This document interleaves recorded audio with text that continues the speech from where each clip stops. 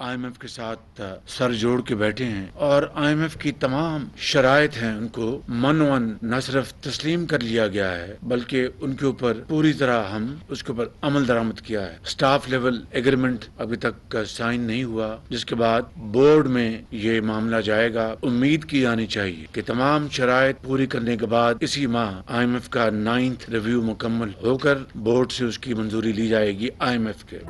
वफाकी काबीना ने सरकारी मुलाजमीन की तनख्वाहों में इजाफे की मंजूरी दे दी। ग्रेड 1 से 16 तक 35%, 17 से 22 तक 30% इजाफा किया गया। पेंशन में 17.5% इजाफा। कम से कम उजरत 30,000 रुपए मुकर्रर कर दी गई। वफाकी बजट की भी मंजूरी दे दी गई। वजीर आजम शहबाज शरीफ का कहना है कि IMF की शराइत को मनोआन तस्लीम कर लिया गया। अभी तक स्टाफ लेवल मुआहदे पर दस्तखत नहीं हुए। साबिक हुकूमत ने IMF के मुआहदों की धज्जियां उड़ाई।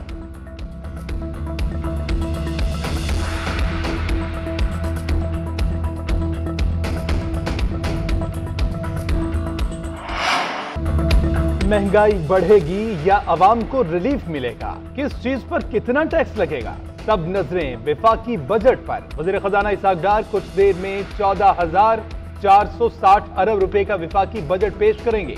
दिफाई बजट के लिए 1,804 अरब रुपए मुख्तस। वफाकी तरक्याती बजट का हजम 1,150 अरब रुपए रखने की तजवीज। FBR का 9,200 अरब रुपए टैक्स इकट्ठा करने का हदफ। नॉन टैक्स रेवेन्यू 2,963 अरब मुकर्रर। सूबों को 5,276 अरब रुपए मिलेंगे। सूद और कर्जों की अदायगी पर 7,303 अरब रुपए खर्च होंगे। अरकान पार्लियामेंट को 90 अरब रुपए तरक्याती स्कीमों के लिए मिलेंगे। वजीर आजम की स्कीमों के लिए 80 अरब रुपए मुख्तस। वफाकी बजट का खसारा GDP के 7% से जायद रहने का इम्कान। वफाकी बजट में सब्सिडीज के लिए 1,074 अरब, मुआशी तरक्की की शरह 3.5%, महंगाई 21% तक महदूद रखने का हदफ। वफाकी वजारतों के अखराजात के लिए 714 अरब मुख्तस। मईशत का हजम 1,05,817 रुपए तक बढ़ाया जाएगा। बरामदात 30 अरब डॉलर तक पहुंचाने का हदफ है। कुकिंग ऑयल और खुर्दनी तेल पर सेल्स टैक्स खत्म करने का फैसला। स्मगलिंग की रोकथाम के लिए लेवीज और खासादार फोर्स फाल करने की तजवीज़।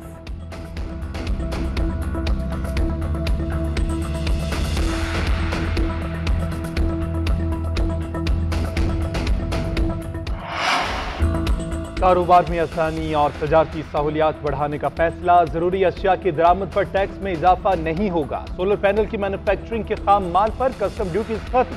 टेक्सटाइल के शोबे और दीगर मुतल्लिका खाम माल पर कस्टम्स ड्यूटी खत्म कर दी गई। साबिक पाटा के लिए मशीनरी की दरामद पर टैक्स की छूट में तौसी होगी।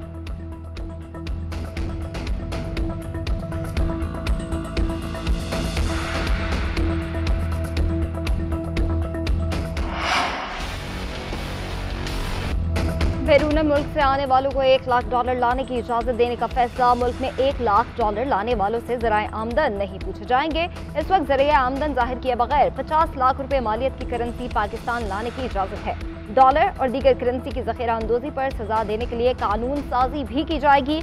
गैर मुल्की करेंसी की ज़ख़ीरा अंदोज़ी पर कैद और जुर्माने की सजा होगी। नए कानून का इतलाक़ गैर मुल्की करेंसी की ज़ख़ीरा अंदोज़ी करने वाले इदारों और अफराद पर होगा। डॉलर बाहर ले जाने, डेबिट और क्रेडिट कार्ड के इस्तेमाल पर टैक्स बढ़ाने की भी तजवीज़। कार्ड से अदायगियों पर टैक्स 1 से बढ़ाकर 5% किया जाएगा।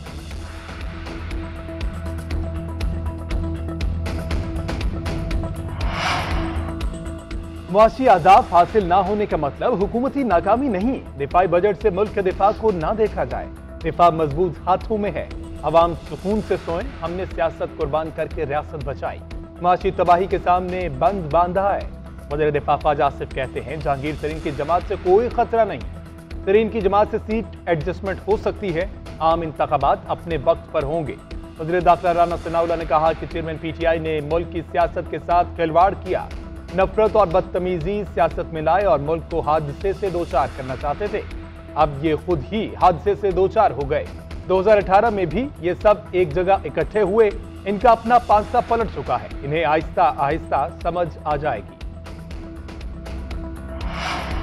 सरकारी मुलाजमीन की तनख्वाहों में 40% इजाफे की तजवीज़ दी है। खुर्शीद शाह की पार्लियामान आमद पर मीडिया से गैर रस्मी गुफ्तगू। कहा मुश्किल हालात हैं मगर कोशिश है कि आम आदमी को रिलीफ दिया जाए। किसानों और मुलाजमीन के लिए खुशखबरी होगी। वजीर मुमलिकत मुसद्दिक मलिक ने कहा कि ये बजट गरीब आदमी के लिए है।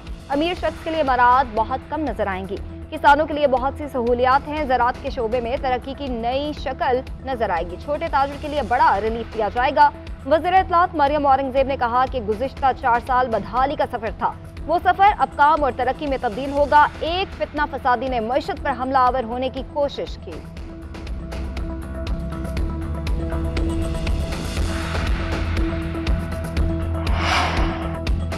436 अफराद में से सिर्फ एक खानदान को अलग करके पैनामा केस चलाया गया। आपको 60 साल बाद याद आया कि यह अवामी मफाद का मामला है।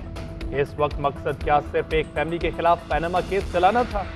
तब अदालत के सामने क्यों न कहा कि यह सब लोगों का मामला है, एक साथ सुना जाए। पैनामा लीक्स में शामिल तमाम अफराद के खिलाफ कार्रवाई की दरख्वास्त पर समाअत के दौरान जस्टिस सरदार तारिक के रिमार्क्स। जमात इस्लामी के वकील पर बरहमी का इजहार, कहा कि आपकी इस्तदा पर यह मामला डीलिस्ट किया गया था। 436 लोगों को नोटिस दिए बगैर उनके खिलाफ कार्रवाई का हुक्म कैसे दें? ऐसे ऑर्डर जारी करना इंसाफ के खिलाफ होगा।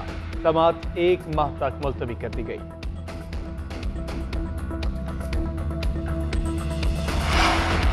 जहांगीर तरीन का परवेज खटक से राब्ता इस्तेहकाम पाकिस्तान पार्टी में शमूलियत की दावत। जराये के मुताबिक राब्ता पार्टी के क़याम के ऐलान से कबल हुआ। परवेज खटक ने ताहाल कोई हतमी फैसला न किया।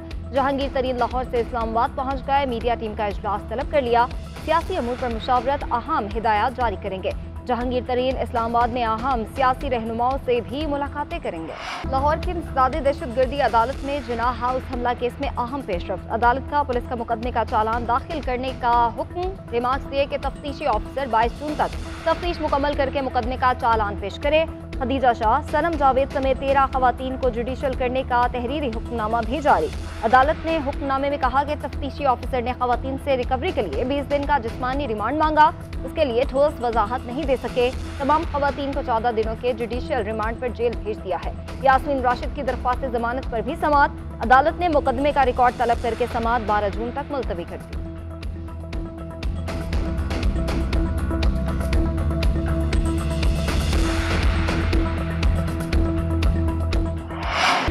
और जिना हाउस पर हमला करने वाले एक और सरपसंद की शनाख्त। शर्मनाक एतराफात मंजर आम पर आ गए। सरपसंद अर्जम जुनैद लाहौर का रिहायशी और PTI का कारकुन है। एतराफी बयान में अर्जम ने कहा कि 9 मई को तयशुदा मंसूबे के मुताबिक हमला किया। हुकूमत खत्म होने के बाद से चेयरमैन PTI का बयानिया फौज के खिलाफ था, जो दिल में बैठ चुका था। यास्मीन राशिद, हसन न्याजी और एजाज चौधरी ने उकसाया और कोर कमांडर हाउस की तरफ ले गए। मर्दान से भी साबिक वजीर आतिफ खान ने पॉलिटिकल सेक्रेटरी शेर बहादुर की वीडियो सामने आई। मुल्जिम रास्ते भर जलाओ घेराव में मुलव्विस हमलावरों को चूमता और उनको हौसला देता रहा। फायर करने की सूरत में आर्मी को निशाने इबरत बनाने का कहता रहा।